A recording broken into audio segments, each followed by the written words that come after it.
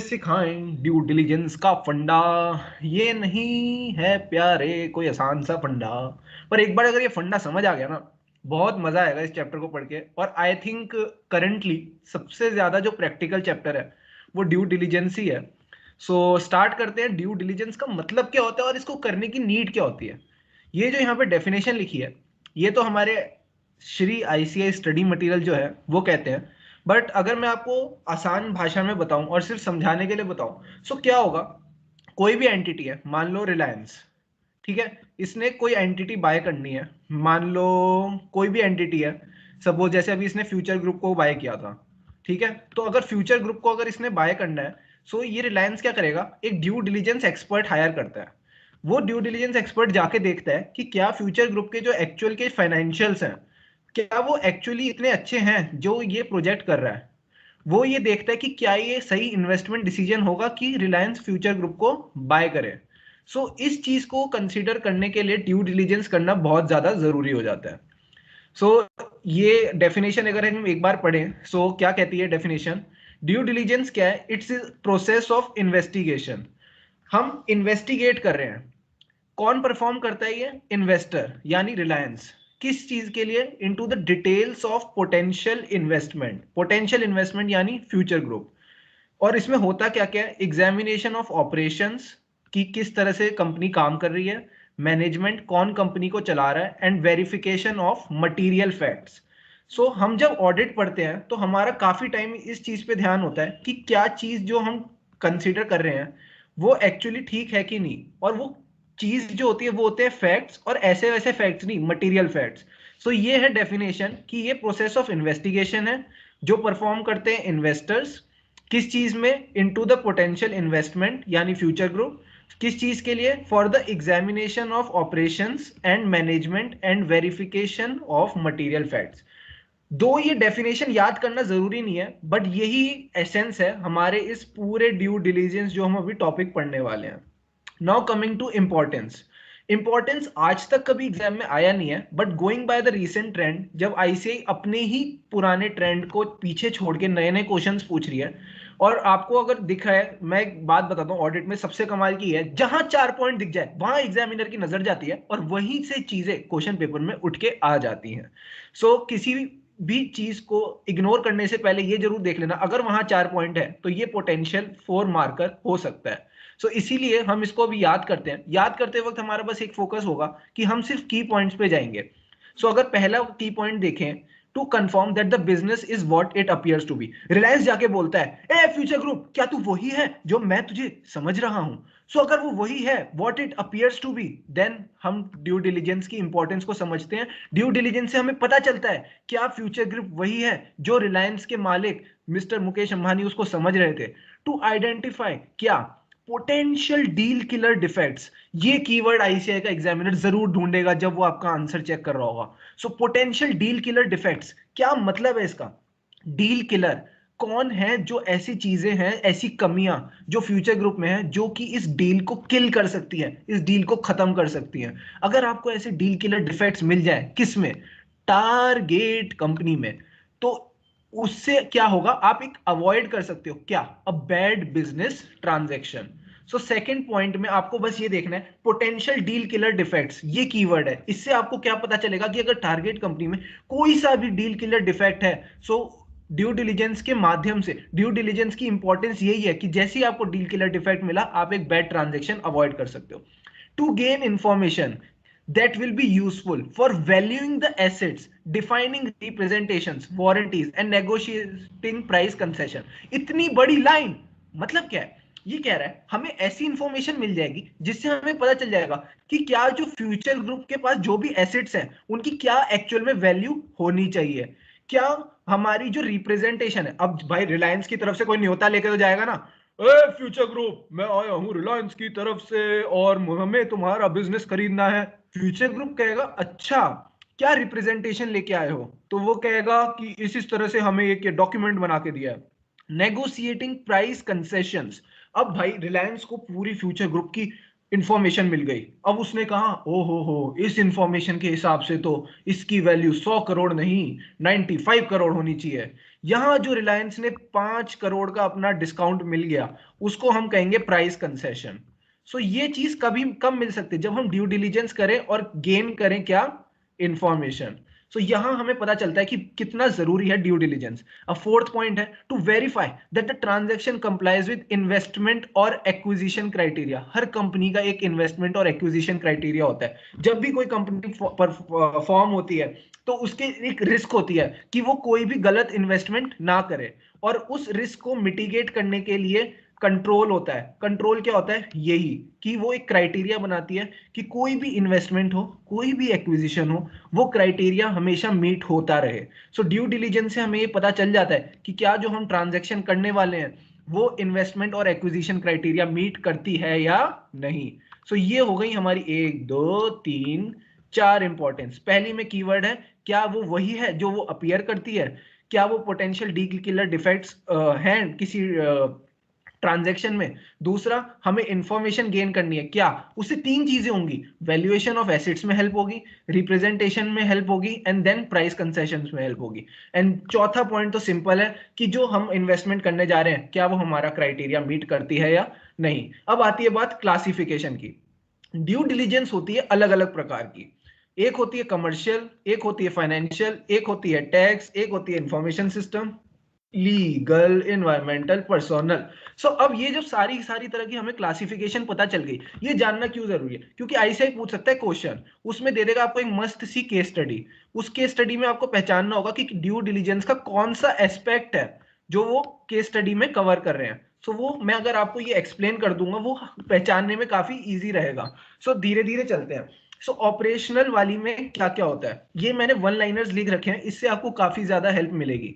So understand करते हैं। अगर आपको केस स्टडी में दिख रहा है कि जब हम ड्यू डिलीजेंस कर रहे हैं, सो हम ये देखना चाहते हैं कि हमारी जो इन्वेस्टमेंट कर रहे हैं, जो हम मर्जर कर रहे हैं, जो एक्विजिशन कर रहे हैं, उससे क्या ऑपरेशनल सिनर्जीज आएंगी। This is the keyword. क्या उससे हमें कमर्शियल पर्सपेक्टिव से देखना है, स्ट्रेटेजिक से देखना है, ऑपरेशनल से देखना है। सो यहां आपका, अगर मैं कहूं, वो बोलेगा कि कौन सा पर्सपेक्टिव है, तो ये हो जाएगा कमर्शियल और ऑपरेशनल पर्सपेक्टिव। देन अगर हम बात करें फाइनेंशियल, सो फाइनेंशियल का मतलब ही क्या होता है, financial statements, that is the books of accounts. ठीक है, और फाइनेंशियल मैटर्स कह लो of the entity. Then tax, भाई आज के टाइम पे हर आर्टिकल बिग फोर में टैक्सेशन में जो भी काम कर रहा है वो मोस्टली एक फील्ड को लुक करता है, वो है M&A टैक्सेशन। तो मर्जर और एक्विजिशन से जो भी टैक्स इफेक्ट होगा उसको इवेल्युएट करना है, तो आपको टैक्स पर्सपेक्टिव जो होगा ड्यू डिलीजेंस का वो देखना है। ठीक है, then coming to information system. आज के टाइम पे if we talk about information system has become so important कि उस चीज को भी देखना पड़ता है कि क्या जो उनके कंप्यूटर सिस्टम है और रिलेटेड मैटर है वो हमारी कंपनी के साथ सिंक में बैठेंगे कि नहीं। हो सकता है आपकी जो कंपनी है वो सैप ईआरपी यूज करती हो, ठीक है।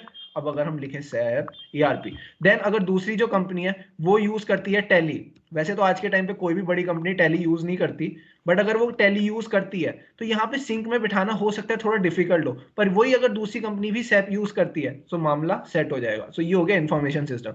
देन कमिंग टू लीगल, और लीगल में मेरे हिसाब से यहाँ पे कुछ मिस्टेक है। आई थिंक लीगल में आना चाहिए लीगल एस्पेक्ट्स। सो यहाँ पे ये चीज नहीं आनी चाहिए, मैं नोट्स अपडेट कर दूंगा।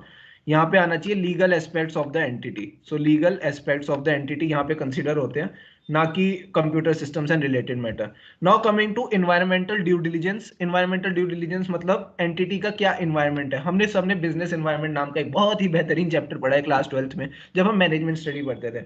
तो बिजनेस एनवायरमेंट में कितनी सारी चीजें आती है, तो उसी एनवायरमेंट की अगर आप फ्लेक्सिबिलिटी और अडेप्टिवनेस देखना चाहते हो तो एनवायरमेंटल ड्यू डिलीजेंस करना जरूरी है। Now coming to personal. कोई भी ऑर्गेनाइजेशन है वो अपने ढेर सारे पर्सोनल से बनी होती है। सो क्या वो पर्सोनल जो है वो अडेप्ट कर पाएंगे हमारी ऑर्गेनाइजेशन के साथ, क्या वो हम जब मर्जर एक्विजिशन करेंगे वो हमारे साथ रहेंगे या ऑर्गेनाइजेशन छोड़ के चले जाएंगे। क्या जो ऑर्गेनाइजेशन की पॉलिसीज हैं वो हमारी इन लाइन विद जो हमारा क्या कहेंगे ऑर्गेनाइजेशन का ऑब्जेक्टिव है वो है या नहीं। तो वही सारी चीजें हमें ध्यान में रखनी है जब हम पर्सोनल ड्यू डिलीजेंस करेंगे। सो यहां तक अगर हम देखें तो हमने ड्यू डिलीजेंस के बारे में उसकी डेफिनेशन पढ़ ली, हमने उसकी इंपॉर्टेंस पढ़ ली कि 4 पॉइंट्स इंपॉर्टेंट है, इंपॉर्टेंट भी हैं और इंपॉर्टेंस का पार्ट भी है। सो ये क्वेश्चन किस तरह से फ्रेम होगा, XYZ wants to acquire ABC Limited, उसका जो सीईओ है वो उसको लगता है कि कंपनी को एक्वायर करने से पहले ड्यू डिलीजेंस करना चाहिए, पर जो सीनियर मैनेजमेंट है वो कह रही है नहीं, ड्यू डिलीजेंस करने की कोई जरूरत नहीं है। बट सीईओ को लगता है नहीं नहीं नहीं, ये तो बहुत इंपॉर्टेंट है। As the CEO of the company, what will be your explanation to the senior management that why due diligence is important. तो इस तरह से अगर कोई क्वेश्चन बनेगा तो ये 4 पॉइंट आने जरूरी है।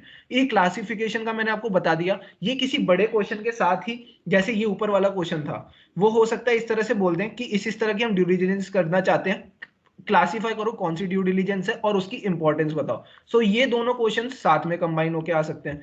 दूसरा क्लासिफिकेशन का जो क्वेश्चन है वो इसके साथ आ सकता है कि क्लासिफाई करो कौन सी ड्यू डिलिजेंस है, then scope of financial due diligence बताओ। So scope of financial due diligence is the another important topic. इसको याद करने के लिए मैंने आपको ये पिक्टोरियल चीज स्टडी मटेरियल से उठा के डाल दिए यहाँ पे। So full credit to ICI study material. So यहाँ पे हम देखें तो क्या क्या scope of financial due diligence है, यानी फाइनेंशियल ड्यू डिलिजेंस में क्या क्या कवर होता है। सो पहले आता है brief history of the target company and background of its promoters. Target company की क्या हिस्ट्री रही है, क्या उसने हिस्ट्री जो उसके पहले जहां से वो स्टार्ट हुई है, क्या उसने अब तक कैसे प्रॉफिट्स अर्न करे हैं, क्या क्या लॉसेस करे हैं, क्या कंपनी ने अच्छे अच्छे मतलब जैसे कहें कि उसकी क्या रेप्यूटेशन रही है पास्ट हिस्ट्री में। जैसे हम बात करें टाटा की history has been so glorifying, so amazing कि people don't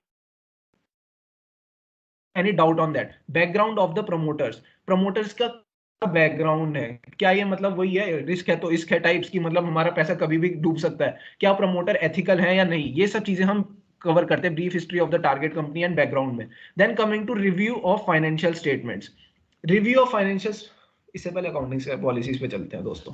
so accounting policies में हम क्या करते हैं, अकाउंटिंग पॉलिसी होती क्या है, these are the principles for preparation and presentation of financial statements. So ये जो प्रिंसिपल्स होते हैं, कन्वेंशंस होते हैं, इससे हम अपने फाइनेंशियल स्टेटमेंट्स बनाते हैं।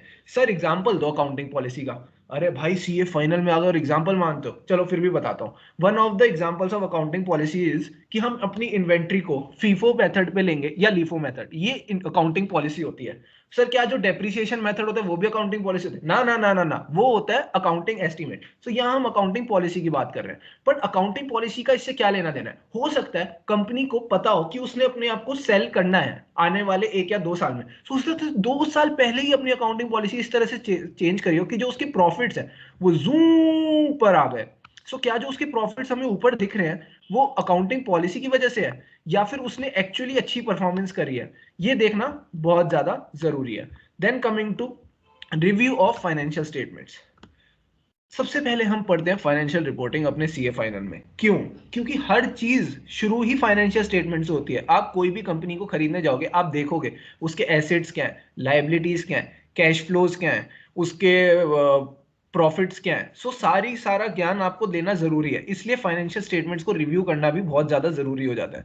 नाउ कमिंग टैक्सेशन, ये टैक्सेशन इज सिमिलर टू जो हमने ऊपर टैक्सेशन ड्यू डिलीजेंस पढ़ा कि हमने अगर किसी कंपनी को एक्वायर किया, हो सकता है कंपनी के पास ढेर सारे क्या हो लॉसेस, जो कि हमारे आने वाले प्रॉफिट्स के साथ सेट ऑफ हो जाए। तो अगर वो हमारे आने वाले प्रॉफिट्स के साथ सेट ऑफ हो रहे हैं, सो वो भी हमें चीज कंसीडर करनी चाहिए while valuing the company. Then company के कैश फ्लोज, हो सकता है कंपनी के कैश फ्लोज बहुत ही ज्यादा अच्छे हो। कैश फ्लोज से हमें क्या पता चलता है, कितनी जल्दी कंपनी अपने ट्रेड रिसीवेबल्स को कैश में कन्वर्ट कर पाती है, कंपनी का इन्वेंट्री टर्नओवर कैसा है, कंपनी पेबल्स को कितनी जल्दी पे कर रही है, क्या कंपनी अपने पेबल्स को पैसा देने के लिए कैश रखती भी है या नहीं, या कंपनी का दिवाला ही निकलने वाला है, ये सारी चीजें। देन फाइनेंशियल प्रोजेक्शन, कई कंपनीज हैं जो अपने फाइनेंशियल, वैसे तो आज के टाइम पे अगर मैं बात करूं सेबी रूल्स के हिसाब से फाइनेंशियल प्रोजेक्शंस देना अलाउड नहीं है, क्योंकि कोई भी कंपनी आज के टाइम पे प्रिडिक्ट नहीं कर सकती वो कितना कमाएगी। But these companies, if I tell you, just wait a minute, या just took a water break, अगर आपको लेना हो तो आप भी ले सकते हो। So what I am talking about is या फाइनेंशियल प्रोजेक्शन। सो होता है क्या, कोई भी कंपनी अगर अपने आप को सेल करना चाहती होती है या अपने रिजल्ट्स लेके आती है, तो वो इन्वेस्टर्स मीट रखती है, वहां पे वो जरूर बताती है कि हम अपने फाइनेंशियल प्रोजेक्शंस क्या है, क्या आने वाले हमारे प्रॉफिट्स होंगे, लॉसेज होंगे, क्या क्या हम आगे करने वाले हैं। सो वो फाइनेंशियल प्रोजेक्शन से आपको एक पता चल सकता है कि कंपनी की स्टेटस आज तो ये है बट आगे आने वाले टाइम पे क्या होगी, वो आपको ज्ञान मिल सकता है। देन अगेन कंपनी का कैसा मैनेजमेंट है, कैसे एम्प्लॉयज हैं, क्या कंपनी के एम्प्लॉयज हमारे साथ आगे भी काम करेंगे, क्या हमें आगे रिट्रेंचमेंट करनी पड़ी तो हमारे ऊपर फाइन्स और पेनल्टीज लगाई दी जाएंगी, अगर फाइन्स और पेनल्टीज लगा दी जाएंगी तो इनको भी अकाउंट फॉर करना है हमें कंपनी के वैल्यूएशन में। Then coming to statutory compliance, ये तो भाई बहुत जरूरी है, अगर इनको कंप्लाई नहीं किया तो आप पे फिर से अगेन यही लगा दी जाएंगी फाइन्स एंड पेनल्टीज। सो अगर आप ये चीजें कंसीडर करोगे तो आपको पता चल जाएगा कि फाइनेंशियल ड्यू डिलीजेंस में क्या क्या करना बहुत जरूरी है। एक बार रिवाइज कर लेते हैं मजे से। Brief history of the target company and background of its promoters, accounting policies, ये ना आप रिलेट करके चलो, मैं देखो अभी मजा कराता हूँ, रुको। आपको पता चल गया टारगेट कंपनी की हिस्ट्री, सबसे पहले क्या आनी चाहिए, हिस्ट्री आनी चाहिए। फिर उसका क्या आएगा, प्रेजेंट। प्रेजेंट कैसे पता चलेगा, फाइनेंशियल स्टेटमेंट। फाइनेंशियल स्टेटमेंट में क्या होती है, अकाउंटिंग पॉलिसीज। फाइनेंशियल स्टेटमेंट में पीएनएल होता है, पीएनएल होता है क्या होता है, कैश फ्लो, कैश फ्लो आ गया। पीएनएल में आखिरी में क्या आता है, टैक्सेशन। अब आपको प्रेजेंट पता चल गया, अब देखो क्या है, फ्यूचर। फ्यूचर यानी फाइनेंशियल प्रोजेक्शन। आपने प्रमोटर का पूछ लिया, एम्प्लॉयज और मैनेजमेंट ने कहा हम हमें कैसे भूल गए, तो इनको भी याद कर लो। अब जब ये सारी चीजें हो जाती हैं, स्टैट्यूटरी कंप्लायंस का जब तक मुझे नहीं करोगे बाबू तब तक तुम्हारी, अरे यार इतना इतना खराब कैसे कर रहा हूँ, एक सेकंड।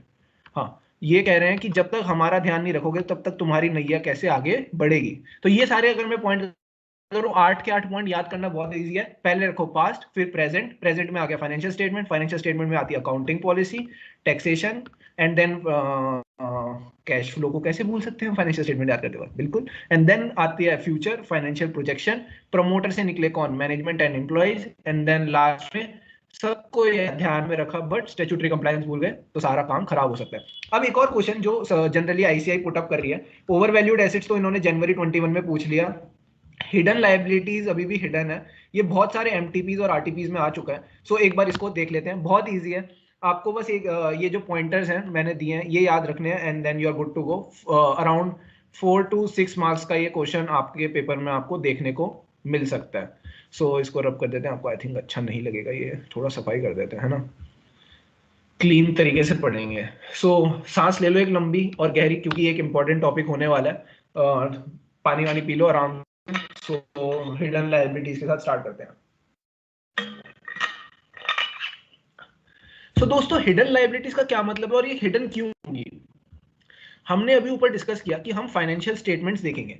फाइनेंशियल स्टेटमेंट्स में आप क्या चाहोगे, जो आप कंपनी बाय करना चाह रहे हो उसमें ढेर सारे एसेट्स हो और लायबिलिटीज कम से कम हो, ताकि जो कैपिटल बेस हो वो सबसे अच्छा हो। सो कंपनीज क्या चाहेंगी कि उनकी जो लायबिलिटीज हो वो कम हो और जो एसेट्स हैं वो हो ज्यादा। सो हिडन लायबिलिटीज का एक रिस्क रहता है जब आप कंपनी के फाइनेंशियल स्टेटमेंट्स को रिव्यू कर रहे होते हो। सो पहले अगर मैं बात करूं कौन सी हिडन लायबिलिटीज होती है, तो वो हो सकती है शो कॉज नोटिस। अब ये शो कॉज नोटिस भेजता कौन है, कंपनी के कई सारे कोर्ट केसेस चल रहे हो सकते हैं जिनमें कंपनी के पास शो कॉज नोटिस आ जाता है।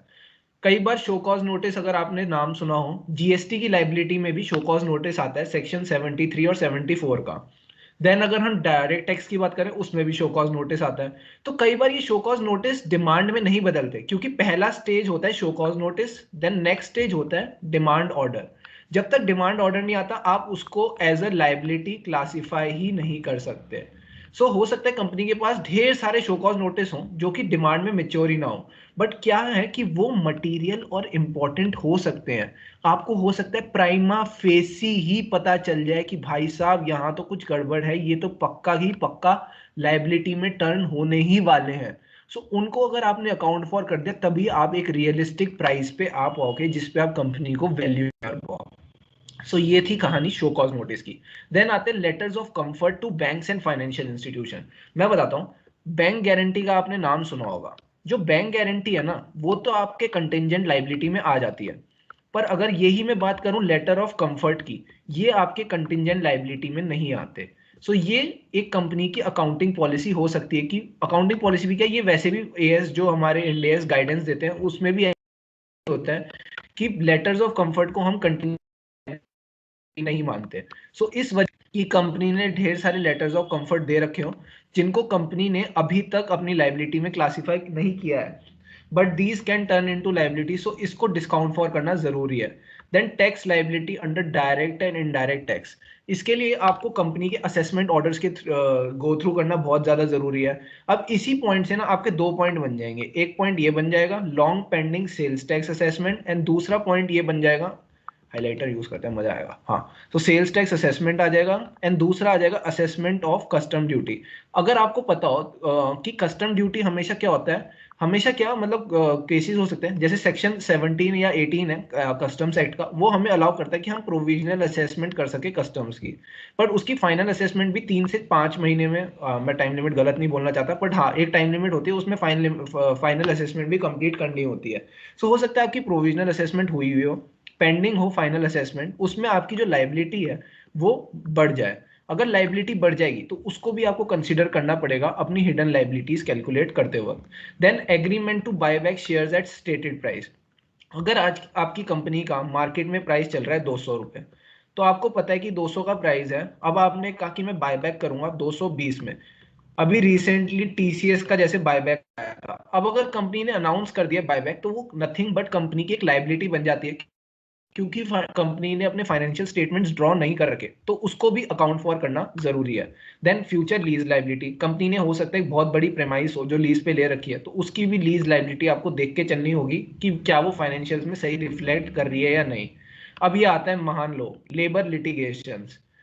कोई भी कंपनी को एक ही डर होता है, कहीं उसके जो लेबर है वो ना चली जाए, ठीक है। सो उन लेबर लिटिगेशंस को ध्यान में रखने के लिए कंपनी इंश्योर करती है कि ये हमेशा रिजॉल्व रहे, क्योंकि कंपनी को हैवी लॉसेस फेस करने पड़ सकते हैं इस वजह से। सो अगर कोई कंपनी है जिसके अनरिजॉल्व लेबर लिटिगेशंस हैं, तो वो चीज भी ध्यान में रखो, क्या उन लेबर लिटिगेशंस को अगर आपको सेटल करना है, सो क्या उसमें भी आपका रुपया खर्च होगा या नहीं होगा। अगर वो रुपया खर्च होगा तो उसको भी आपको अपनी लाइबिलिटी मानना है एंड अपनी बुक्स में अकाउंट फॉर करके चलना है जब आप उस कंपनी को खरीदने जा रहे हो। सो एक बार फिर से रिवाइज कर लेते हैं हिडन लाइबिलिटीज में क्या क्या आ सकता है। ये मैं इसलिए इतना जोर दे के सारे पॉइंट को समझा रहा हूँ ताकि आपको एक बार बैकग्राउंड पता चल जाए, तो याद करने में इतनी डिफिकल्टी ना हो, ये सारी स्टोरी आपको मजेदार लगे। देन शो, सबसे पहले आता है शो कॉज नोटिस। ठीक है, हाईलाइट करते हुए चलते हैं ताकि आपको भी इजी रहे लास्ट डे रिवीजन पे। Show cause notice, letters of comfort, tax liability, tax liability से आया sales tax, custom duty, then agreement to buyback जैसे टीसीएस का बायबैक चल रहा है, future lease liability and unresolved labour litigation. Now coming to over valued assets, ये वो question है जो जैन 21 में आया था, तो मोस्ट प्रोबेबली अभी एक दो अटेम्प्ट तक तो नहीं आना चाहिए, बट स्टिल क्योंकि ये वीडियो बहुत रेलिवेंट रहने वाली है आगे भी अटेम्प्ट्स वाले बच्चों के लिए, जब तक कि ऐसे अपना स्टडी मैट चेंज ना कर दे, तो उनको भी मजे लेने दो। आप भले ही इस पार्ट को स्किप कर सकते हो या 2x की स्पीड पे देख लेना। सो ये बहुत इजी रहने वाला है, जस्ट आपको बैलेंस शीट के एसेट्स वाली साइड उठानी है। रिसीवेबल्स कब खराब हो जाएंगे, जब आप ना तो हम उनको कलेक्ट कर सकते हो, ठीक है, या आपने कभी कलेक्ट किया ही ना हो, तो ना आपने कलेक्ट कर पाए ना आप आगे कलेक्ट कर पाओगे। इन्वेंट्री कब खराब होगी, जब वो ऑब्सोलीट हो गई है, स्लो नॉन मूविंग इन्वेंट्री है, उसको आपने क्या कर रखा है, वैल्यू अबव एनआरवी। जो भाई आपने चीज ही मार्केट रेट से ज्यादा वैल्यू कर रखी है, वो तो ओवर वैल्यूड हुई ना। ऐसी plant and machinery, plant and machinery की वैल्यू कब है, जब आप उसको यूज करो। अगर आप उसको अंडर यूज करोगे तो ऑफकोर्स उसकी वैल्यू ज्यादा है। ऑब्सोलीट जो कोई काम की नहीं है, उसको भी आप, उसकी भी अगर फॉल इन मार्केट वैल्यू हो गई है, तो डेफिनेटली आपको उसको क्या करना चाहिए, इम्पेयर। किसके हिसाब से, एज पर इंड एस 36। ये हो गई क्रॉस रेफरेंसिंग, आया मजा। Then coming to intangible assets of no value. भाई साहब वैल्यू कुछ नहीं है, आपने अपनी बैलेंस शीट में मस्त लाखों करोड़ों का दिखा रखा है, तो किस बात की वैल्यू आपने दे रखी है उसको, so that's a question mark. Now coming to litigated assets and property. हो सकता है आपकी बैलेंस शीट में जो भी एसेट्स और प्रॉपर्टी आ रहे हैं वो लिटिगेशन में हो। लिटिगेशन यानी कोर्ट कभी भी उनको आपसे उठा के ले जा सकता है। जो भी पार्टी के साथ आपका केस चल रहा है, उसकी सेटलमेंट में कोर्ट कहेगा कंपनी, कंपनी बोलेगी हाँ सर बताओ, ये जो तुम्हारे पास एसेट्स और प्रॉपर्टी है ना, आज से तुम्हारे नहीं, इनके हैं। सो आप क्या करोगे, उन एसेट्स और प्रॉपर्टी को कंसीडर नहीं करोगे जब कंपनी को वैल्यू कर रहे हो। इसमें आपको ये देखना है अब प्रोबेबिलिटी कितनी, कंपनी केस जीतेगी या हार जाएगी। Then coming to investments carried at cost through realizable, though realizable value is much lower. हम सब जानते हैं AS 13 हो गया या इंड AS 109 हो गया, वो कहते हैं इन्वेस्टमेंट्स जो होती हैं, अगर वो आप फेयर वैल्यू थ्रू PNL के थ्रू ले जा रहे हो या करंट इन्वेस्टमेंट है, नॉन करंट इन्वेस्टमेंट, उनकी अगर रियलाइजेबल वैल्यू बहुत कम है बुक वैल्यू से, सो आपको उनको इम्पेयर करना जरूरी है। देन अगर कोई investment low rate of return और इनकम जनरेट करनी है, then also it needs impairment. कई बार आपका हो सकता है डेफर्ड रेवेन्यू एक्सपेंडिचर हो, लाइक एडवर्टीजमेंट, उसको आप बैलेंस शीट में एज एन एसेट नहीं दिखा सकते। ऐसी इनफ्रक्चुअस प्रोजेक्ट एक्सपेंडिचर, इसका क्या मतलब हुआ? इनफ्रक्चुअस प्रोजेक्ट एक्सपेंडिचर, आपने एक बहुत बड़े प्रोजेक्ट पे लाखों करोड़ों लगा दिए और एंड में पता चलता है हाँ कि इससे आपको कोई रिटर्न नहीं मिलने वाला, सो उसे कहते हैं हम infructuous project expenditure. Now work approach to DD. So ये जो हमने ज्ञान देखा, ये क्वेश्चंस आने के चांसेस है, इसलिए मैंने डिस्कस करे। हैंडराइटिंग को प्लीज थोड़ा देख लिएगा, क्योंकि मेरी अभी स्टार्टिंग है वीडियोस की, तो थोड़ी सी अजीब आ सकती है, बट मेरा फोकस है नॉलेज देने पे, नॉलेज इंपार्ट करने पे, वो है वो आपको अच्छे से मिल रही हो। Then coming to work approach to due diligence, ये अगेन एक हिडन टॉपिक है जो आज तक आई थिंक आईसीआई ने अभी तक एग्जाम्स में टेस्ट नहीं किया, पर पेपर अच्छा बनाना हो तो ब्ला ब्ला ब्ला ब्ला ब्ला एग्जाम में आ सकता है। कितने नंबर का? 4 नंबर का। 4 नंबर में क्या क्या आएगा? सो 4 नंबर में इस टॉपिक को अराउंड 1 पेज आईसीआई ने दे रखा है, बट अगर इसको समराइज किया जाए तो ये ही 4 पॉइंट्स है जो निकल के आते हैं। पहला, reviewing and reporting on the financial submitted by the target company. अगर आप देखोगे ड्यू डिलीजेंस में जब से हमने टॉपिक स्टार्ट किया है, और आई थिंक हम एंड पे आ गए, क्योंकि ये एक टॉपिक है, इसके बाद बस एक और टॉपिक है, how to conduct DD, contents of DD report. I don't think final level पे पूछा जाना चाहिए, बहुत ही बच्चों वाला सवाल है। सो सेकंड लास्ट टॉपिक है ऑलमोस्ट, और हमारा पूरा फोकस फाइनेंशियल स्टेटमेंट्स पे चल रहा है। सो एक कंपनी क्या सिर्फ अपना फाइनेंशियल स्टेटमेंट होती है? जी हाँ, फाइनेंशियल स्टेटमेंट रिप्रेजेंट करते हैं कि कंपनी की वैल्यू क्या होनी चाहिए। सो अगर आप ड्यू डिलीजेंस कर रहे हो, सो आपकी वर्क अप्रोच क्या होनी चाहिए? आपके पास जो फाइनेंशियल स्टेटमेंट आ रहे हैं टारगेट कंपनी का, आप उनको रिव्यू करो और उन पे रिपोर्ट करो। So these are the 2 keywords. Review, ये मुझे अलाउ नहीं करेगा, अच्छा यहाँ पे ओ फोटो है ना ये, review and report. Then coming to assessing the business first hand by a site visit. हो सकता है जो बिजनेस आपको फाइनेंशियल्स में दिख रहा है बहुत ही बड़ा है, बहुत ही शानदार लाजवाब है, आप साइट विजिट दो तो हो सकता है छोटी सी कुटिया में ही सारा बिजनेस चल रहा हो। सो क्या वो फेयर प्रेजेंटेशन हुई फाइनेंशियल स्टेटमेंट्स की? नहीं। तो साइट विजिट भी कई बार कंसीडर किया जाता है, जो भी हमारे ड्यू डिलीजेंस एक्सपर्ट्स होते हैं, तभी लिखा है इफ एप्लीकेबल। पर अगर यही मुझे पता है जो मैं कंपनी एक्वायर करने वाला हूँ वो टाटा मोटर्स है, टाटा स्टील है, तो भाई इन कंपनीज का तो पता है कि ये एक्चुअल में इतनी बड़ी कंपनीज हैं। Then coming to working through the due diligence process with the acquisitioning company or investor by defining the key areas। इस पूरे जो ये कथा लिखी हुई है इंग्लिश में, इसका एक ही मतलब है, जब आप ड्यू डिलीजेंस प्रोसेस कर रहे हो विद द एक्विजिशनिंग कंपनी, यानी जो कंपनी दूसरी कंपनी को एक्वायर करने वाली है, और इन्वेस्टर बेसिकली वही जो पैसे लगाने वाला है, bye defining the key areas. की एरियाज का क्या मतलब है? आपको ड्यू डिलीजेंस करते वक्त पता होगा कि कौन से एरियाज हैं जिन पे आपको फोकस करना है। Then coming to last part, helping prepare an offer. Offer, offer, यही तो है लास्ट स्टेज, कि जब आप सामने वाली कंपनी को बताओगे मैं तुम्हें दूंगा रुपीस 1 करोड़, कंपनी कहेगी ये तो बहुत कम है, आप कहोगे नहीं मैंने पूरा ड्यू डिलीजेंस किया और तुम्हारी फेयर वैल्यू इतनी ही बनती है। सो बेसिकली जब आप ये पूरा प्रोसेस करते हो ड्यू डिलीजेंस का, तो फाइनल स्टेज यही है कि आप कंपनी के लिए एक ऑफर बना पाते हो कि भाई सामने वाली कंपनी को आपको कितना प्राइस कोट करना है। सो पहला आपके पास होगा फाइनेंशियल आएंगे, आप फाइनेंशियल को खोलोगे, वाह बहुत ही अच्छी कंपनी है। फिर आपने फाइनेंशियल्स देखे, आपको लगता है कि क्या कंपनी एक्चुअल में अच्छी है, आपने कहा मैं एक बार साइट पे भी जाके देखना चाहूंगा। आप साइट पे गए, आपने फाइनेंशियल्स देखे, आपने कहा इन्वेस्टर आपके की एरियाज क्या है जिन पे आप फोकस करना चाहेंगे, उन्होंने आपको बताया और आपने ड्यू डिलीजेंस प्रोसेस कंप्लीट किया। अब इन्वेस्टर ने बोला, आपने प्रोसेस कंप्लीट किया, हमें सामने वाली कंपनी को कितना प्राइस कोट करना चाहिए, आपने कहा मेरे हिसाब से तो आपका ऑफर होना चाहिए ये। सो कंपनी ने कहा ओके अब हम इसी पे नेगोशिएशन करेंगे।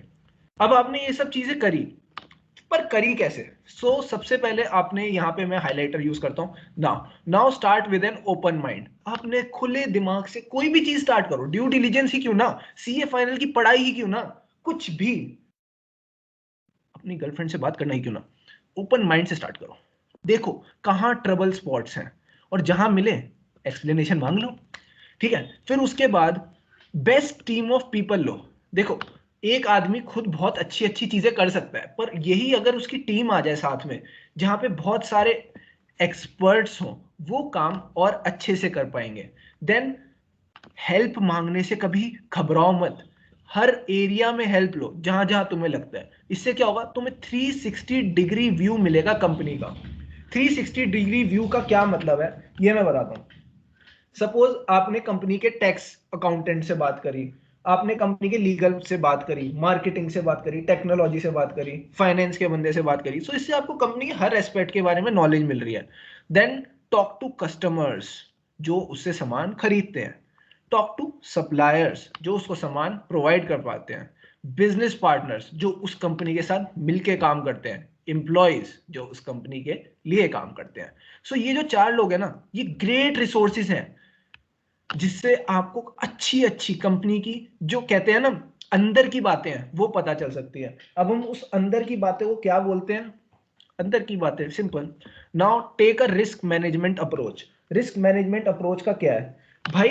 तुमने रिस्क कंसीडर करना है कि हर एरिया में क्या क्या रिस्क हो सकता है, पर हाँ ये सब रिस्क मैनेजमेंट अप्रोच लेते हुए एक चीज जरूर ध्यान रखना कि सामने वाले को इतने क्वेश्चन ना पूछ लो कि वो बंदा ही इरिटेट हो जाए। समझ रहे हो? जब ड्यू डिलीजेंस करने जा रहे हो और एम्प्लॉय से बात कर रहे हो, कस्टमर से बात कर रहे हो, पार्टनर से बात कर रहे हो, इतने क्वेश्चन मत पूछो वो कहे अरे यार कितने सवाल पूछते हो तुम, मैं नहीं रहा। उस तरह के काम नहीं होने। बात मैंने क्यों बोली? क्योंकि ऐसे मटेरियल में लिखी हुई ये लाइन मैंने यहाँ डाली नहीं है, क्योंकि I think risk management approach is the keyword in this line.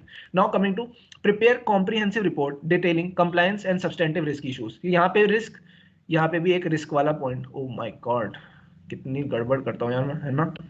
हाँ, सो यहाँ पे आ जाता है एक another point, compliance and substantive risk issues. Compliance और सब्सटेंटिव से कुछ याद आया? बोलो बोलो।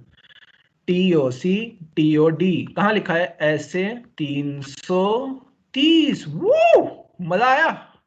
कैसा लग रहा है ना एकदम? ऐसे कहां से आ गया ड्यू डिलीजेंस में? हर जगह ही ऐसे घूमता रहता है। Now contents of DD report, ये बहुत जल्दी जल्दी करेंगे, ठीक है? Executive summary, intro, background of company. Background of company से एक पॉइंट याद आ रहा होगा, पता है किसका? वो जो हम फाइनेंशियल ड्यू डिलीजेंस के एस्पेक्ट्स पढ़ते हैं ना, पहला पहला पॉइंट होता है brief history of company and background of promoter. So यहाँ बैकग्राउंड ऑफ कंपनी आ गया। ऑब्जेक्टिव ऑफ ड्यू डिलीजेंस, हम ड्यू डिलीजेंस कर क्यों रहे हैं? Terms of reference and scope of verification, मैंने जो काम करना है उसमें मैंने क्या क्या वेरीफाई करना है। हमने याद है कंपनी से पूछा था work approach to due diligence में, कंपनी कंपनी मेरे की एरियाज क्या है वो यहाँ पे आएंगे। Brief history of company, background of company, brief history of company, एक जैसे पॉइंट्स फिर भी ऐसे मटेरियल में दिए हुए तो मैंने यहाँ डाल दिए। देन ये दो पॉइंट्स तो बहुत इजी हो गए, फाइनेंशियल लायबिलिटीज एसेट्स, और एसेट्स माइनस लायबिलिटीज क्या होता है? नेटवर्थ। सो ये था ड्यू डिलीजेंस का पूरा चैप्टर। आई थिंक 3 पेजेस में मैंने इसको समराइज करने की कोशिश करी है, जो कि की मैट अराउंड 13 से 14 पेज में दिया हुआ है। यहाँ पे आपके सारे पोर्शंस हैं जो ड्यू डिलीजेंस के एग्जाम्स में टेस्ट हो सकते हैं, पूरा स्टडी मटेरियल की कवरेज है यहाँ पे। आई होप आपको ये वीडियो पसंद आया होगा। ऐसी और वीडियोस के लिए इस वीडियो को पहले लाइक कीजिए। जो इस वीडियो में आपको अच्छा लगा, कोई सजेशंस हो, सुझाव हो, प्लीज कमेंट करके बताइएगा। और हाँ, ये था ड्यू डिलीजेंस। इसके बाद हम इन्वेस्टिगेशन और फॉरेंसिक ऑडिट भी कवर करेंगे। And do subscribe the channel for more such videos. और तो कुछ मेरे को नहीं बोलना, बाकी हाँ खुश रहो, मजे करो और ऑडिट पढ़ो। Thank you.